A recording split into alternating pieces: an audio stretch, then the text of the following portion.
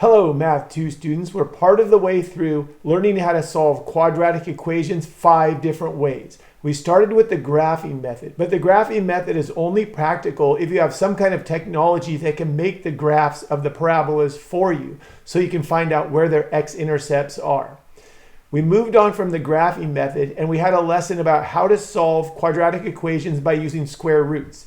And so far, we have learned that you can use square roots on any quadratic equation where the b value is 0 when it is written in standard form. Or in other words, there's no x term in your equation.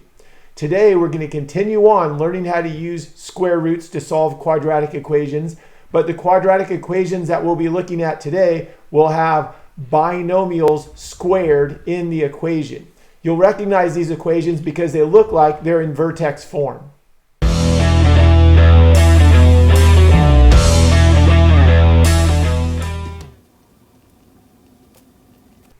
Make sure you write down this example on part 7 of your notes. Our first example equation says solve the equation using square roots. And our equation is 9 times the quantity x plus 1 squared equals 16. The first question you want to ask yourself is, can you use square roots to solve this type of an equation? And the answer is yes. It has a binomial squared in the equation, and outside of that binomial squared, there are no x terms in the equation. So this is the type of equation that we can solve by using square roots. The next step is we want to determine how many solutions we are looking for in this problem. And to do that, we need to isolate the binomial that is squared. So in the last lesson, we isolated the x squared. In this lesson, we're going to isolate the binomial squared, but we're going to use the same method. If outside of the binomial squared, there's anything added or subtracted on to the binomial squared, we're going to undo that first. In this problem, we don't have to worry about that because there isn't anything added on to our binomial squared. The next step is to undo any multiplication or division. So when we look at this problem, outside of our binomial squared, there's a 9. And that 9 is being multiplied by our binomial squared. So we will undo that first. And we undo that multiplication by dividing both sides of our equation by 9. So now we have the binomial, or the quantity, x plus 1 squared equals 16 over 9.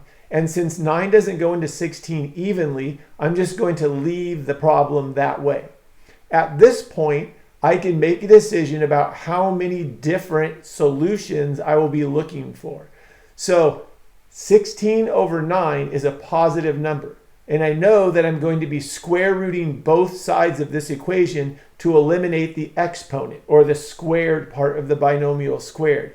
And since 16 over 9 is positive, I know there's going to be a positive number times a positive number that will equal 16 over 9, and a negative number times itself that will equal positive 16 over 9. So I'll be looking for 2 solutions to this quadratic equation.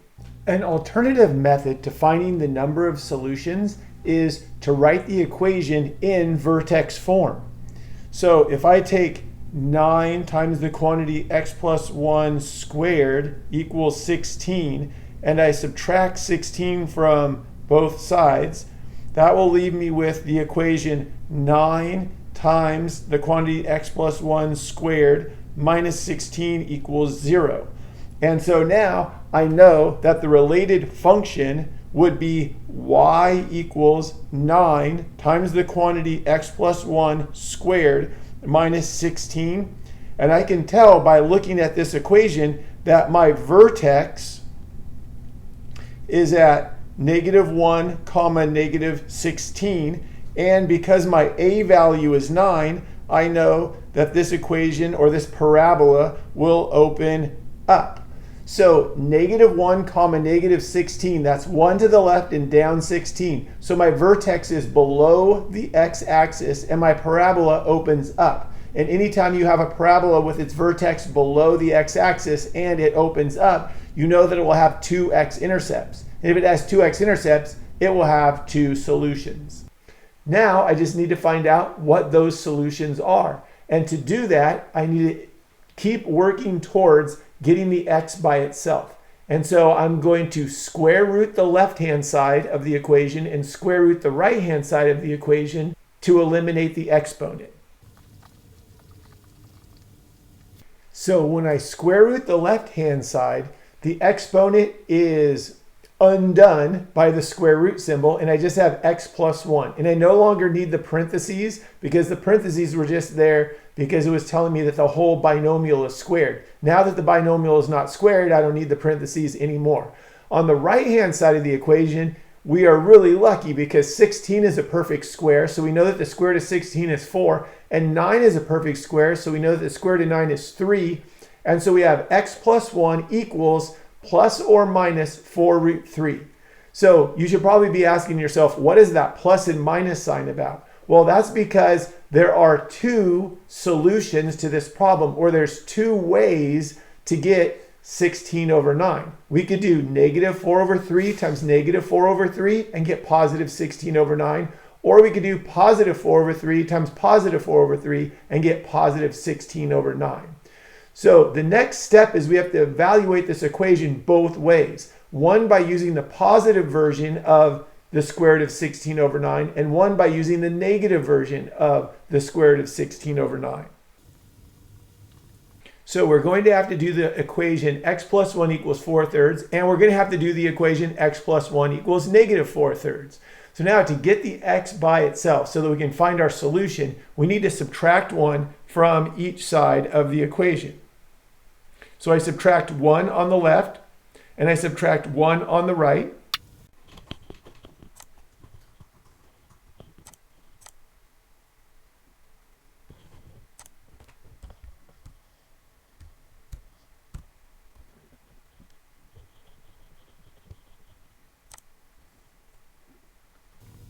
And 4/3 minus 1 is 1/3. Then I go to my second equation. I subtract 1 on the left and I subtract 1 on the right.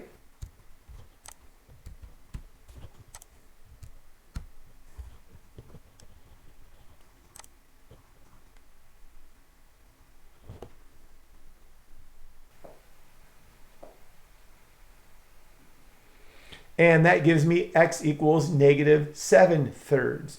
Those are the two solutions to the quadratic equation. 9 times the quantity x plus 1 squared equals 16. One thing to notice, many students get confused between the problem that we're doing today and the problem that we did in the previous lesson. In the previous lesson, both answers were the same, but they were opposites of each other. In this lesson, because of the binomial squared, the answers might have different signs, but they usually are not the same number. In our final example, the directions say solve the equation using square roots. And it gives us the quantity 2x plus 1 squared equals 36. Make sure you write down this example on part 8 of your notes. So again, it's important to be able to recognize when you can use square roots to solve a quadratic equation. In this problem, we have a binomial squared, and on the outside of the square of the binomial squared, there are no x terms. So this is a perfect problem to solve by using square roots. Before we start, I want to show you one thing. In this problem, our binomial squared is already isolated. I want to give you an example of a problem where the binomial squared is not isolated. So in this problem, if you look at the binomial squared, the binomial is 5x plus 1 and it's squared. What we care about are the things that are not in the parentheses. When we're trying to isolate the binomial that's squared, in this problem, we have a 7 that's being subtracted from our binomial squared. So our first step would be to undo that by adding 7 to the left and the right. Also in this problem, there's a 3 that's being multiplied by our binomial squared. So we would undo that by dividing both sides of our equation by 3. But in this problem, we don't have to worry about that because our binomial squared is isolated. There are no numbers in front of it being multiplied, and there's no numbers being added or subtracted in the back. So right now we can decide whether or not we have 0 solutions, 1 solution, or 2 solutions. And so I imagine what my next step is going to be. I'm going to take the square root of the left side and the square root of the right side to undo the exponent, the 2. And when I take the square root of 36, I know that I could have positive 6 times positive 6 equals positive 36, or negative 6 times negative 6 equals positive 36. So I know on this problem that I'm going to have 2 solutions. So now, because my binomial squared is already isolated, the next step is just to take the square root of both sides. So I'm undoing the squared part of the problem, and I get 2x plus 1 equals plus or minus 6. And when I undid the exponent, now I don't have a binomial squared anymore, so I don't need the parentheses either. And I have that plus and minus 6 because, like I said earlier, 6 times 6 is 36, and negative 6 times negative 6 is 36. Now, to find the solutions to this quadratic equation, we're going to need to do both equations. An equation where we use the positive 6 and an equation where we use the negative 6. So to solve the equation that has the positive 6, I'm going to begin by subtracting 1 from both sides of the equation. And that will leave me with 2x equals 5. And then I'm going to divide both sides of the equation by 2. And that will leave me with x equals 5 over 2. And because 2 doesn't go into 5 evenly, I'm just going to leave my answer just like that. Now when I go to the other equation, the equation that has the negative 6, I'm going to subtract 1 from both sides. And that will leave me with 2x equals negative 7. Then I'm going to divide both sides by 2. And because 2 doesn't go into 7 evenly, I'm just going to leave my answer x equals negative 7 over 2. So the 2 solutions to the quadratic equation, the quantity 2x plus 1 squared equals 36, are x equals 5 over 2 and x equals negative 7 over 2. All right, Math 2 students, by this time you should know how to solve quadratic equations by graphing. Remember, that's only practical when you have a graphing calculator to help you. And you should know how to solve quadratic equations by using square roots. There are 2 different kinds of equations that you can solve by using square roots. The first kind looks like standard form but has a b value of 0, or in other words, doesn't have an x term.